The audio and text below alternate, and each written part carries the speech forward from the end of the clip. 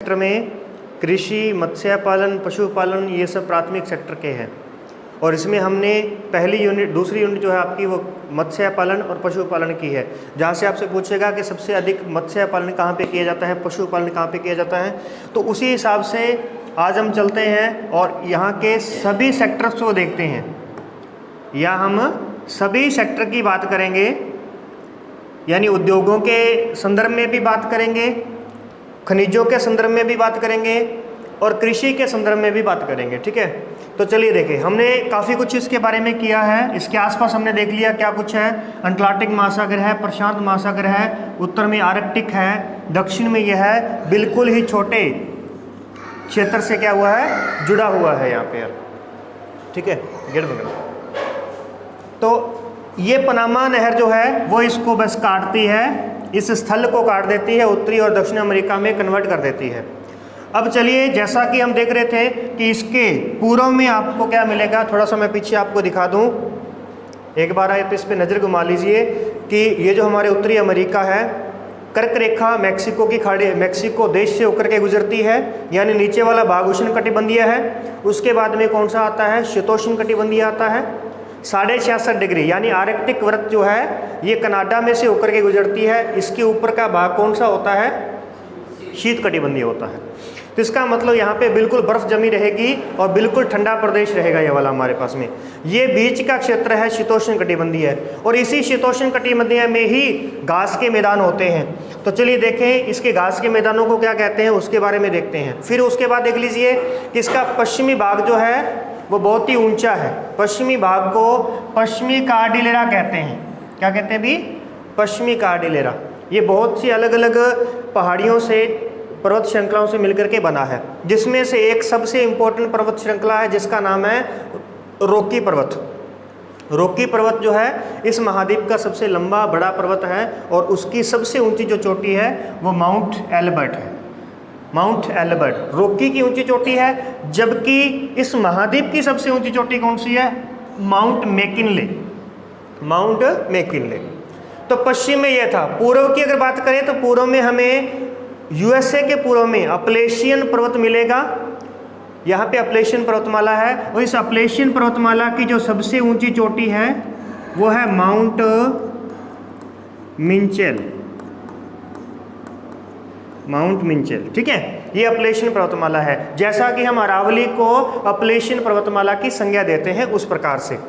उसके बाद देखेंगे कि कनाडा और यूएसए के बीच में 49 डिग्री नॉर्थ अक्षांश, 49 डिग्री नॉर्थ अक्षांश जो है यहाँ पर सीमा रेखा निर्धारित करता है, बीच में सीमा बनाता है। और इसी के साथ साथ आप देख पाएंगे ये जो हमने यहाँ पे बनाए हैं रेड कलर में, ये 5 जिले हैं जिन्हें ग्रेट 5 लेक्स कहा जाता है। ग्रेट 5 लेक्स, इसमें सुपीरियर सबसे बड़ी झील है, और इसी सुपीरियर झील को विश्व की सबसे बड़ी मीठे पानी की झील कहा जाता है। 5 जिले हैं। उनके बाद में एक यहाँ से नदी निकलती है जिसका नाम है सेंट लॉरेंस नदी, और ये पांचों के पांचों मिलकर के क्या बनाते हैं, विश्व का सबसे लंबा अंतस्थलीय जलमार्ग बनाते हैं। तो एक पॉइंट हमारा ये वाला बहुत इंपॉर्टेंट है, जिसके बारे में हम आगे जो हमारे यूनिटें आएंगी उसके अंदर देखेंगे। चलिए अब आगे बढ़ते हैं। इसके बाद देखते हैं कि हमने देखा कि कनाडा के अंदर क्या कुछ है। तो कनाडा में भी 5 जिले हैं, ये मैंने 5 डॉट लगाए हैं, यहाँ पे 5 जिले हैं। ग्रेट बियर झील, उसके बाद ग्रेट स्लेव झील, अथावास्का, रेंडियर और विनीपेग, ये 5 जिले हैं। ये जिले क्या होती हैं, अभी सर्दियों के अंदर जम जाती हैं, और जमने की वजह से अब क्या करते हैं कि यहाँ के जो वायुयान के जो अड्डे हैं, ठीक है, वहाँ पे बर्फ़ जम जाती है। तो बर्फ़ जम जाती है तो इसलिए वो बर्फ़ तो कच्ची होती है, लेकिन झीलों की जो बर्फ़ होती है ना, ये पक्की होती है, ठोस मजबूत होती है।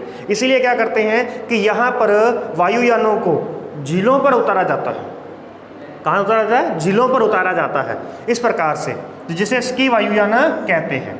ओके, ये बात थी। तो हम समझे कि भी कनाडा का ज़्यादातर क्षेत्र जो है वो जमा हुआ है, बर्फ से जमा हुआ। तो वहाँ पर अगर हम देखते हैं, यानी कि टेंगा वन के अंदर, टेंगा प्रदेशों के अंदर क्या होता है, इस प्रदेशों में एस्किमो रहता है। एस्किमो रहता है, और यहाँ के जो पेड़ होते हैं इस क्षेत्र के, टुंड्रा प्रदेश के, वो कैसे होते हैं, कोणधारी वन होते हैं। जिसे हम शंकु वन भी कहते हैं, शंकुधारी वन भी कहते हैं। तो यहाँ कोणधारी वन होते हैं। उसी कोणधारी वन के बाद में जो टेंगा है ना, इसके वन भी कोणधारी होते हैं, लेकिन ये टेंगा वनस्पति जब भी आप सर्च करोगे ना, आपको पूरी व्हाइट कलर की दिखेगी, मतलब वहाँ पे बर्फ जमी हुई दिखेगी, वनस्पति के ऊपर बर्फ जमी हुई है। परंतु टुंड्रा प्रदेशों में बर्फ नहीं है, वनस्पति के ऊपर बर्फ नहीं होती है। यहाँ पर समझिएगा, टुंड्रा में कोणधारी वन होते हैं। टुंड्रा में आपको लकड़ी जो है वो एक ही प्रकार की मिलेगी, और जब लकड़ी एक ही प्रकार की होती है तो हम उसका कोई ना कोई प्रयोग करते हैं, ठीक है, कागज़ बनाने में प्रयोग करते हैं, अखबारी कागज़ बनाया जाता है यहाँ पे। अब कनाडा के अंदर कागज़ उद्योग का सबसे बड़ा पॉइंट जो है वो है मॉन्ट्रियल। मॉन्ट्रियल, तो ये ध्यान रखना भी, मॉन्ट्रियल आपको पढ़ना होगा। मॉन्ट्रियल शब्द आएगा जब हम उद्योगों के बारे में देखेंगे। तो मॉन्ट्रियल जो शहर है वो कागज़ उद्योग के लिए बहुत ही फेमस उद्योग है, क्षेत्र है, ठीक है। यहाँ तक की हमने बात की है। इसके बाद देखिए कि यहाँ इसकी उत्तरी अमेरिका महाद्वीप की जो सबसे लंबी नदी है वो है मिसिसिपी मिसौरी। मिसिसिपी मिसौरी, ये मिसौरी है इधर से, मिसौरी, और ये मिसिसिपी है, मिसिसिपी। तो मिसिसिपी मिसौरी जो है यह उत्तरी अमेरिका महाद्वीप की सबसे लंबी नदी है, और यही क्षेत्र जो है ये हमें कपास का क्षेत्र मिलेगा भी, कपास उत्पादन का क्षेत्र मिलेगा। ये क्षेत्र किसका है? कपास उत्पादन का क्षेत्र है, कपास उत्पादन। जबकि इसके ऊपर वाला जो क्षेत्र है, ये झीलों के आसपास का जो क्षेत्र है, यह क्षेत्र हमें मिलेगा प्रेरी घास के मैदानों वाला। कौन सा मिलेगा? प्रेरी घास के मैदानों का। ध्यान रखिएगा, ये वाला जो क्षेत्र है कनाडा और यूएसए के बीच का क्षेत्र, यहाँ पर प्रेरी घास के मैदान है, प्रेरी, प्रेरी यानी कि शीतोष्ण कटिबंधीय घास के मैदानों को उत्तरी अमेरिका में क्या कहा जाता है? प्रेरी। दक्षिण अमेरिका में क्या कहते हैं? पंपास, ठीक है। इसी तरीके से एशिया में क्या कहते हैं? स्टेपीज। तो ये सभी जगह की शीतोष्ण कटिबंधीय घास अपने को याद रखनी है। आगे देखिए, प्रेरी घास के मैदानों में क्या होगा? अब ये शीतोष्ण कटिबंधीय है, तो शीतोष्ण कटिबंधीय है तो यहाँ पर शीतोष्ण कटिबंधीय फसल होगी। तो शीतोष्ण कटिबंधीय फसल कौन सी है? गेहूं। तो गेहूं ध्यान रखना भी, सर्वाधिक गेहूं यहाँ पर होता है, प्रेरी क्षेत्र में सर्वाधिक गेहूं होता है। और इसी क्षेत्र में कनाडा का एक शहर है विनीपेग। विनीपेग को गेहूं मंडी कहा जाता है। विनीपेग को, विनीपेग, विनीपेग को क्या कहते हैं? गेहूं मंडी कहते हैं, गेहूं मंडी, गेहूं मंडी। और ये जो झीलों वाला क्षेत्र है हमारा, ये झीलों वाला जो क्षेत्र है, ये क्षेत्र दुधारू पशुओं के लिए बहुत ही लाभदायक क्षेत्र है। दुधारू पशुओं के लिए, दुधारू पशुओं का क्षेत्र है, दुधारू पशुओं का ये क्षेत्र है, यानी डेयरी उद्योग यहाँ पर विकसित होगा। और इसी के साथ आप ध्यान रखेंगे कि एक शहर है यहाँ पे शिकागो, शिकागो शहर है भाई, शिकागो, जहाँ पर प्रथम भाषा सम्मेलन हुआ था, ठीक है, विश्व भाषा सम्मेलन हुआ था, जहाँ पे स्वामी विवेकानंद जी गए थे यहाँ पर, है ना, भाषण देने के लिए। तो शिकागो जो है, शिकागो को मांस मंडी कहा जाता है। विश्व मांस मंडी किसे कहते हैं? मांस मंडी किसे कहते हैं? शिकागो को कहते हैं। जबकि गेहूं मंडी किसे कहते हैं? विनीपेग को कहा जाता है गेहूं मंडी। क्लियर है? चलिए, उसके बाद में हम आगे बढ़ते हैं। तो यहीं पर ही हमें मिशिगन झील के पास में मिलेगा डेट्रॉइट। मिशिगन झील के पास में क्या मिलेगा? डेट्रॉइट, डेट्रॉइट, यानी यही क्षेत्र जो दुधारू पशुओं वाला क्षेत्र है ना, यही क्षेत्र यूएसए के अंदर जो है ना, यही क्षेत्र यूएसए के अंदर, यूएसए में औद्योगिक क्षेत्र है, औद्योगिक क्षेत्र है, यानी सर्वाधिक उद्योग इसी क्षेत्र में है। यूएसए और कनाडा दोनों में ही ये औद्योगिक क्षेत्र भी है, और दोनों के अंदर ही यह है दुधारू पशुओं वाला क्षेत्र भी यही क्षेत्र है। और इसी के साथ आप देख पा रहे हैं कि इस तरफ हमारे पास में गेहूं का क्षेत्र मिलेगा। क्या मिलेगा यहाँ पे? गेहूं का क्षेत्र। तो इसलिए गेहूं की मंडी विनीपेग उत्तर में है, जबकि मांस मंडी शिकागो वो यूएसए के अंदर है। शिकागो यूएसए में है, विनीपेग कनाडा के अंदर है। क्लियर है? फिर यहाँ पर आप देखेंगे कि ओटावा, ओटावा जो है इसकी राजधानी है, ओटावा जो कनाडा की राजधानी है, और वाशिंगटन डीसी जो है वो हमारे पास में यूएसए की राजधानी है। ओटावा के पास में, यानी इसी ओंटारियो झील के पास में ही मॉन्ट्रियल शहर है, मॉन्ट्रियल, मॉन्ट्रियल, मॉन्ट्रियल शहर है यहाँ पे। और मॉन्ट्रियल के बारे में हमने देखा था, ये किसके लिए है? कागज़ उद्योग के लिए है, कागज़ उद्योग के लिए फेमस है। इसका मतलब ये हुआ कि यहाँ पर देखो यूएसए का भी डेट्रॉइट है। डेट्रॉइट किसके लिए है? ऑटोमोबाइल्स के लिए है, ऑटोमोबाइल उद्योग, ऑटोमोबाइल्स उद्योग के लिए प्रसिद्ध जो क्षेत्र है वो डेट्रॉइट है। डेट्रॉइट किसका शहर है? यूएसए का। मॉन्ट्रियल किसका शहर है? कनाडा का। ठीक है। डेट्रॉइट को जंग लगता शहर भी कहा जाता है, जंग लगता हुआ शहर, जंग लगता हुआ शहर कहते हैं, जंग लगता हुआ शहर कहते हैं। क्यों कहते हैं? क्योंकि ये डेट्रॉइट बहुत ही पुराना शहर है, बहुत ही लंबे समय से बसा हुआ शहर है। और यहाँ पर धीरे धीरे क्या हो रहा है सिस्टम की, लोग बाहर की ओर निकल रहे हैं, जितनी भी फैक्ट्रियाँ वो बाहर की ओर निकल रही हैं। और जो फैक्ट्रियाँ अंदर रह गई वो सारी की सारी वर्तमान में यानी जंग लग चुकी है उनको। जैसे आप देखो कि वर्तमान में जो हमारी दिल्ली है, दिल्ली जो है अब उसका जो मेन पोर्शन था ना, जो सबसे पुराना था, उसको अब वर्तमान में चोर बाजार बोलने लग गई। ठीक है। वहाँ पे कचरा वगैरह हो गया और सारे के सारे जितने भी उद्योग थे ना वो बाहर शिफ्ट हो गए। जैसे दिल्ली नोएडा वाला क्षेत्र है, दिल्ली गुड़गांव वाला क्षेत्र है, ये पूरा विकसित हो गया है, गुड़गांव विकसित हो गया है। इसी के साथ साथ अपना भरतपुर और अलवर विकसित होने जा रहा है। ठीक है। तो इसका मतलब ये हुआ कि जितना शहर बढ़ता जाएगा ना उतना वो शहर बूढ़ा होता जाएगा, क्योंकि शहर भी एक जो नगर होते हैं वो भी एक जैविक अवधारणा पर काम करते हैं। जो जितना छोटा शहर होगा ना वो एक बच्चे की तरह होगा, उसकी देखरेख करनी पड़ेगी। ठीक है। जैसे जैसे वो शहर बड़ा होता जाएगा वो अपनी अवस्था बड़ी करता जाएगा, फिर वो किशोर अवस्था में जाएगा, इस तरीके से फिर वो एक समय आएगा जो वृद्धावस्था में आ जाएगा और उसके बाद में वो समाप्त हो जाएगा। इसीलिए यह समाप्ति के कगार पर है, डेट्रॉइट शहर समाप्ति के कगार पर है, इसलिए इसको जंग लगता शहर कहा जाता है। क्लियर है? ये हुआ। उसके बाद में देखिए न्यूयॉर्क जो है, न्यूयॉर्क ये यूएसए के अंदर है न्यूयॉर्क। तो न्यूयॉर्क में आप देख पाएंगे कि न्यूयॉर्क को हम क्या कहते हैं, यहाँ पर सबसे बड़ा अंतर्राष्ट्रीय म्यूजियम है। अभी सबसे बड़ा अंतर्राष्ट्रीय म्यूजियम यहाँ पर स्थित है,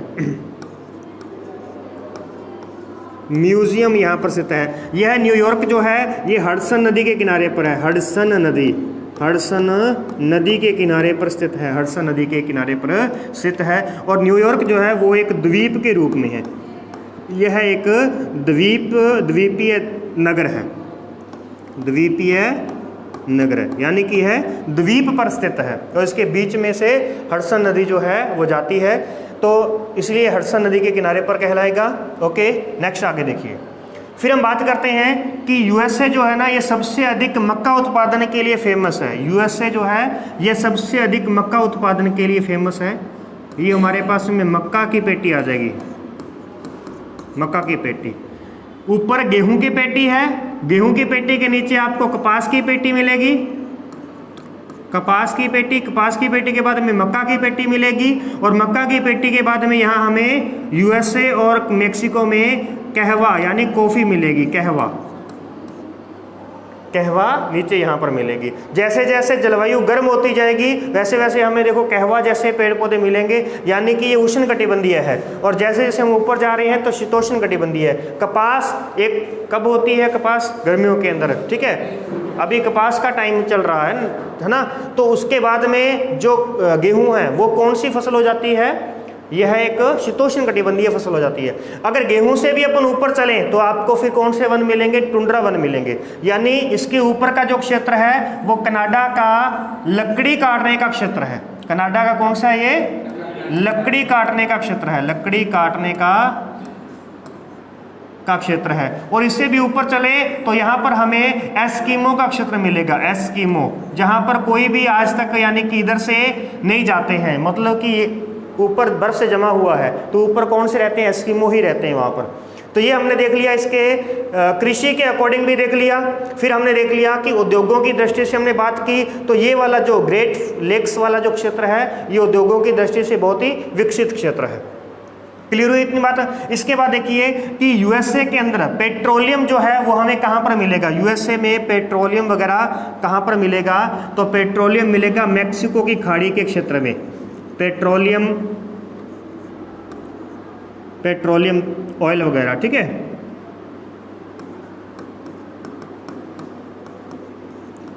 पेट्रोलियम, तो पेट्रोलियम यहाँ पर इस क्षेत्र में हमें मिलेगा। उसके बाद में हम बात करते हैं, अब आता है थोड़ा सा पशुपालन भी हो गया है, और अब देख लेते हैं मत्स्य से संबंधित जो बात है, मत्स्य से संबंधित। उससे पहले एक बात और देखिए कि इसकी और मुख्य नदियों के बारे में अगर मैं बताऊं यहाँ पे, तो एक इसकी मुख्य नदी है यूएसए की, जिसका नाम है कोलोराडो नदी। कोलोराडो, ठीक है, कोलोरेडो नदी है। कोलोरेडो जो नदी है, कोलोरेडो नदी यहाँ पर विश्व का सबसे बड़ा ग्रेट कैनियन बना हुआ है। ग्रेट कैनियन इसे हम फर्स्ट ईयर के अंदर समझेंगे और आपको भी ये काम आएगा। ग्रेट कैनियन क्या होता है, देखो एक होती है गार्ज, एक बनाती है गार्ज, नदी बनाती है गार्ज, और गार्ज से भी गहरा जब वो स्थल बनाती है ना, उसे कैनियन कहा जाता है, कैनियन, ठीक है। तो यहाँ पे सबसे बड़ा जो ग्रैंड कैनियन है वो कोलोराडो नदी पर स्थित है। कोलोराडो नदी जो कि कहाँ गिरती है, कैलिफोर्निया की खाड़ी में आकर के गिरती है, कैलिफोर्निया की खाड़ी। फिर देखिए इस तरफ हमें कौन कौन से नगर मिलेंगे, इस तरफ हमें मिलेगा, एक तो मिलेगा कैलिफोर्निया में एक स्थान है सैन फ्रांसिस्को, एक स्थान का नाम क्या है अभी, सैन फ्रांसिस्को।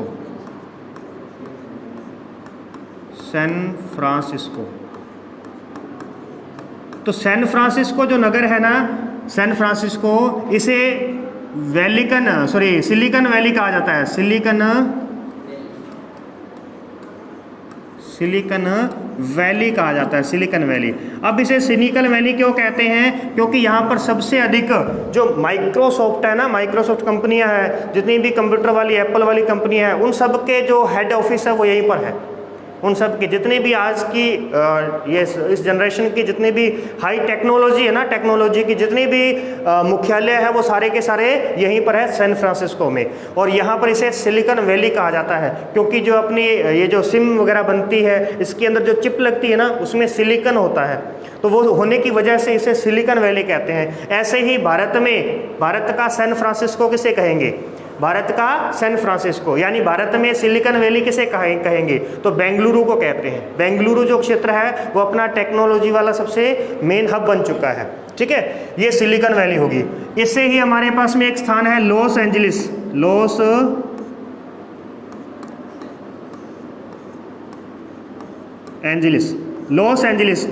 एंजलिस जो है ना, ये फिल्म उद्योग का सबसे बड़ा केंद्र है। फिल्म उद्योग का सबसे बड़ा केंद्र है। यहाँ पर कौन सा स्थान स्थित है, तो यहाँ पर हॉलीवुड स्थित है। हॉलीवुड जैसे आपको पूछा जाए कि भारत का हॉलीवुड या फिर भारत में बॉलीवुड कहाँ पर स्थित है, भारत में बॉलीवुड कहाँ पे है, बॉलीवुड मुंबई के अंदर है, ठीक है। ऐसे ही यहाँ पर हॉलीवुड जो है वो कहाँ पे स्थित है, लॉस एंजलिस में स्थित है, जो कि कैलिफोर्निया का एक प्रांत है, कैलिफोर्निया एक प्रांत का एक नगर है। क्लियर है, इस तरफ हमने ये दो नगर देखे। इसके बाद देखिए कनाडा के कौन से यहाँ पे मुख्य नगर हैं, तो कनाडा के मुख्य नगर देखिए जरा कौन से हैं। कनाडा का एक तो है वैंकूवर।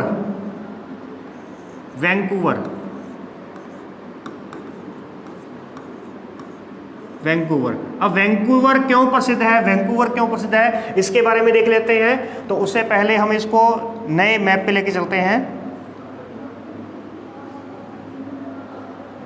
यहाँ देखिए जरा, इसमें बात करते हैं।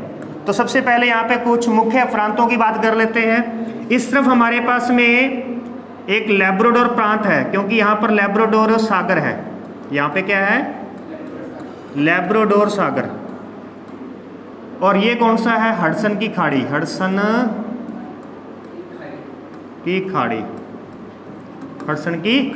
इन दोनों को जोड़ने वाली जो जल संधि है वो हडसन की जल संधि है, हडसन जल संधि। इन दोनों को जोड़ने वाली जो जल संधि है वो हडसन जल संधि है।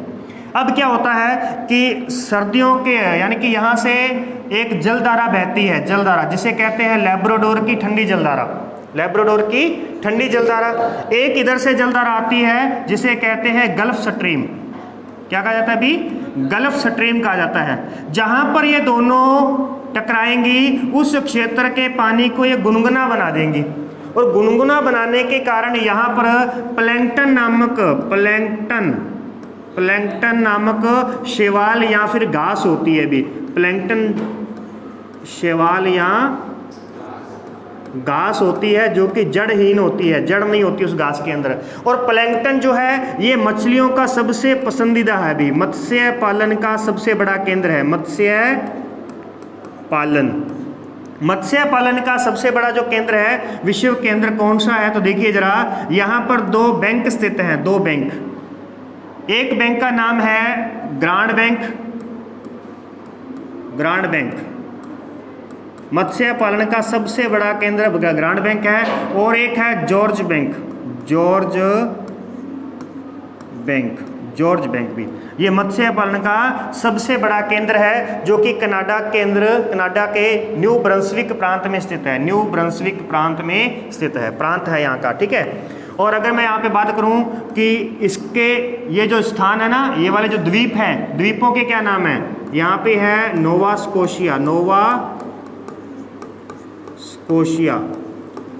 स्कोशिया यहाँ पे द्वीप है। और इस तरफ जो है न्यू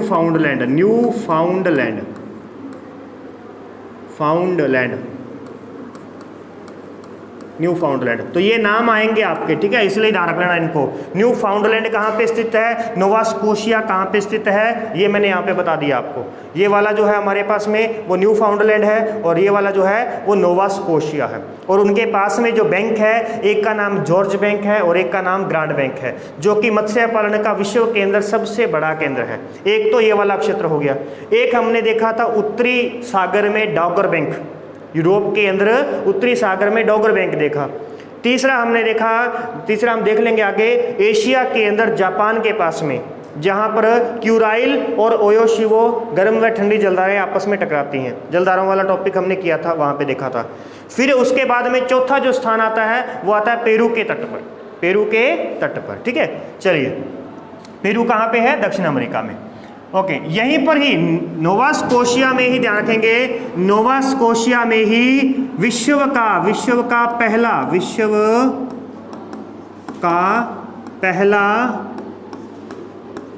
तेल कुआं खोदा गया था। तेल कुआं खोदा गया था भी, ध्यान रखना भी। विश्व में सबसे पहले तेल कुआं कहाँ पे खोदा गया था? नोवा स्कोशिया में खोदा गया था। 1859 में खोदा गया था भी, 1859 के अंदर खोदा गया था। ये नोवा स्कोशिया है। तो ये सबसे बड़ा तेल केंद्र है, तेल का कुआं था। परंतु इसकी बात करें, यूएसए का तेल शोधन जो क्षेत्र है वर्तमान में, वो कौन सा है? मैक्सिको की जो तट है, खाड़ी का तट है, वो वाला क्षेत्र है वर्तमान में। चलिए, इसके बाद देखिए, इसके बाद में 1-2 पॉइंट हमारे और रह गए हैं। इसी न्यू ब्रंसविक, इसी नोवा स्कोशिया में एक स्थान है जिसका नाम है भी सेंट जॉर्ज से लेकर के एक रेल मार्ग जाता है ब्रिटिश कोलंबिया तक रेल मार्ग जाता है भी। ये रेल मार्ग है, ठीक है। कहाँ से शुरू करते हैं अपन इस रेल मार्ग को? तो देखिए, इसे हम क्या नाम देंगे? ये ए है। एक दूसरा यहाँ से शुरू होता है, दूसरा न्यू फाउंडलैंड में से शुरू होता है, और यहाँ से होता हुआ वैंकूवर तक जाता है। दूसरा कहाँ से जाता है? वैंकूवर तक। ये हमारे पास में 2 इसके मुख्य रेल मार्ग है, ध्यान रखना, 2 मुख्य रेल मार्ग है।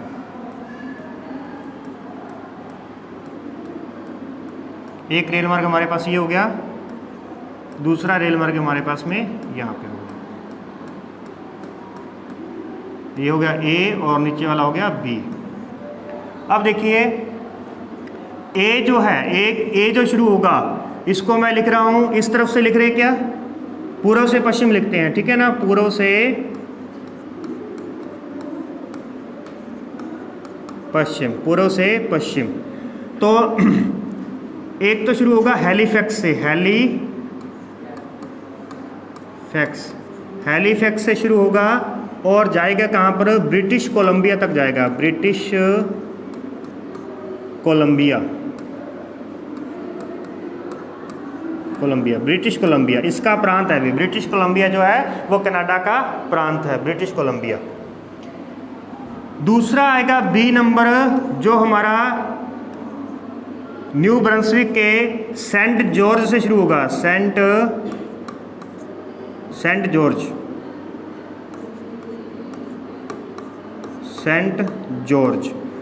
जॉर्ज से शुरू करेंगे और ये जाएगा वैंकूवर तक भी। वैंकूवर ये कहाँ पे है, वेस्ट में, और ये कहाँ पे है, ईस्ट में, ईस्ट और वेस्ट। सेंट जॉर्ज से लेकर वैंकूवर तक, इसका नाम है ट्रांस कैनेडियन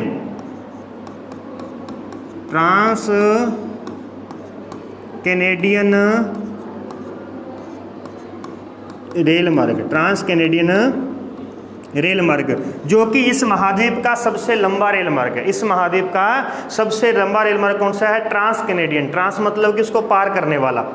और जैसे हमने देखा था ट्रांस ऑस्ट्रेलियन रेल मार्ग, वो क्या सिडनी से पर्थ तक जाता है, सिडनी से पर्थ, सिडनी पूर्व में, पर्थ पश्चिम में। तो हम ज़्यादातर जो नाम याद करेंगे वो पूर्व से पश्चिम ही याद रखेंगे, ठीक है।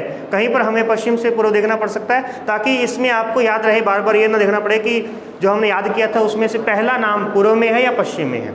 चलिए, ये बात होगी यहाँ पे। उसके बाद देख लीजिए कि अलास्का में जो घाटियाँ हैं, यहाँ पे अलास्का की जो घाटी है वह 10,000 धुआरों की घाटी के लिए प्रसिद्ध है। 10,000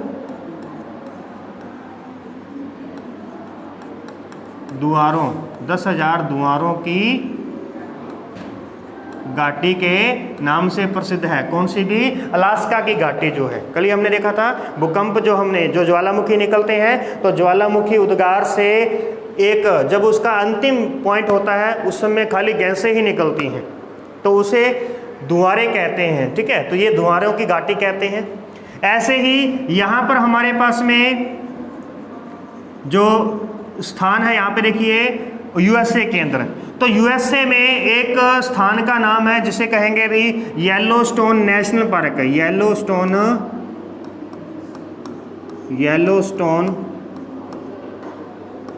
नेशनल पार्क। इस येलोस्टोन नेशनल पार्क में एक ओल्ड फेथफुल गीजर है भी,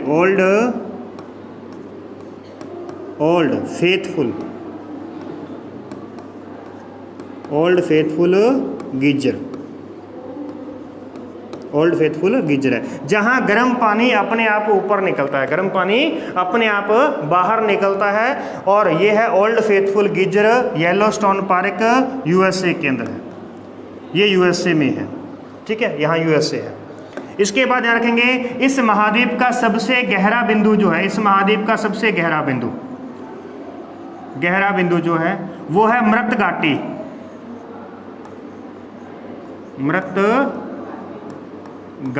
उसे मृत घाटी कहते हैं। और जैसे विश्व में सबसे गहरा बिंदु स्थल के ऊपर सबसे गहरा जो बिंदु है या गहरा स्थान है वो मृत सागर है, जो कि एशिया में हम देखेंगे, मृत सागर, ठीक है। और यहाँ पर है मृत घाटी है। और उसके बाद में देखिए कि यहाँ पर एक झील है जो कि सबसे खारी झील है, जिसे कहते हैं ग्रेट साल्ट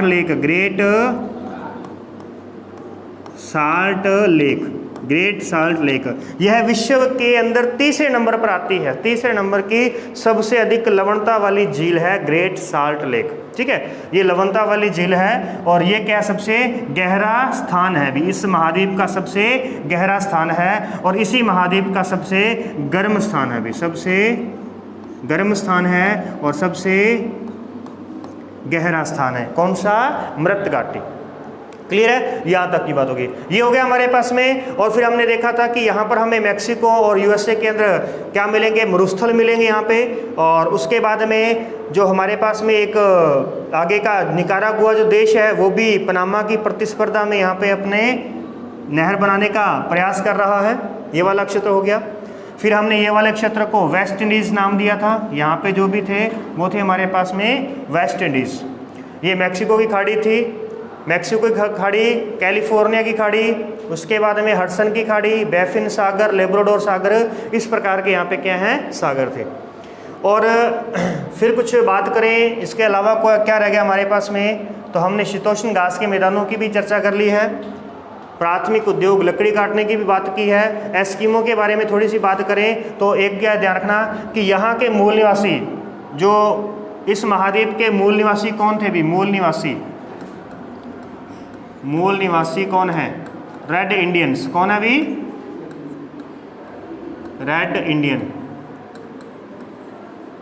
रेड इंडियन इस महाद्वीप के मूल निवासी हैं, क्योंकि इस महाद्वीप की खोज करने के लिए निकला था कौन भी, कोलंबस। हालांकि कोलंबस जो है, कोलंबस ने इस महाद्वीप की खोज की थी, कब की थी भी, 1492 के अंदर की थी।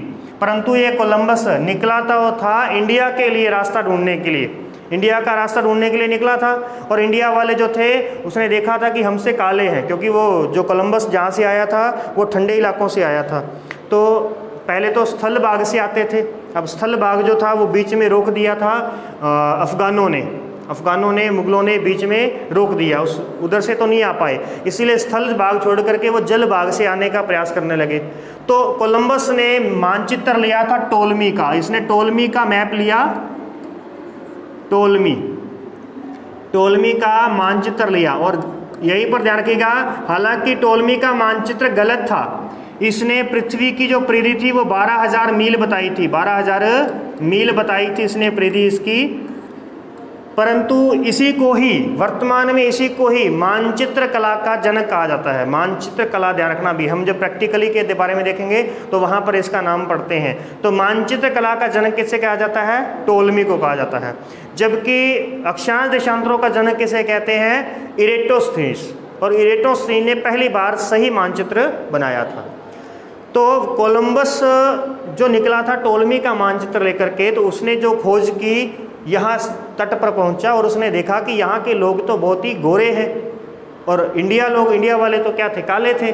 तो इसलिए उसने यहाँ पे नाम दिया रेड इंडियन, कि ये लोग कौन है, रेड इंडियन है। और बाद में जाकर के पता चला कि ये तो अमेरिका महाद्वीप है, यानी ये तो इंडिया है ही नहीं। तो फिर उसके बाद में 1498 के अंदर वास्को डी गामा निकलते हैं और वास्को डी गामा मानचित्र लेकर के जाते हैं किसका, इरेटोस्थनीज का। और फिर वो उस इरेटोस्थनीज के मानचित्र से सही लोकेशन को, भारत को ट्रैक कर लेते हैं, भारत को खोज लेते हैं समुद्री मार्ग से होते हुए। तो इसीलिए भारत की खोजकर्ता जो है वास्को डी गामा कहलाते हैं। परंतु वास्तव में निकला कौन था भारत की खोज के लिए, कोलंबस निकला था। ठीक है, इस प्रकार से। तो इसके बारे में ये ध्यान रखेंगे। तो ये हमारे पास में उत्तरी अमेरिका महाद्वीप जो है हमने कंप्लीट किया है। इसकी हमने भौतिक बनावट को देख लिया और उसके औद्योगिक प्रदेश देखे, कृषि के बारे में देखा, खनिजों के बारे में देख लिया है। खनिजों का पॉइंट देख लीजिएगा कि यहाँ पर सोना जो है, सोना निकालने का जो क्षेत्र है, सोना उत्पादन करने का जो क्षेत्र है, सोना, वो है ओंटेरियो। ओंटेरियो जो है ये कनाडा का तो प्रांत है और एक झील भी है, ओंटेरियो झील। ओंटेरियो झील जो है वो यूएसए और कनाडा दोनों के बीच में स्थित है। तो इसलिए इस ओंटेरियो के पास में से जो निकलेगा कि एक झील के एक तरफ से सोना निकालेगा तो कनाडा, दूसरी तरफ से निकालेगा तो कौन, यूएसए निकालेगा। ठीक है, तो इस प्रकार से ये हमारे पास में सोना उत्पादन का क्षेत्र बन जाता है। तो लगभग हमने इसके सभी तथ्यों को देख लिया है। बाकी हम जो आगे हमारी यूनिट है उसके अकॉर्डिंग चलेंगे तो वहाँ पर भी हम बहुत सी बातें इसको देखेंगे। तो आज की क्लास में इतना ही, मिलते हैं नेक्स्ट क्लास में। ठीक।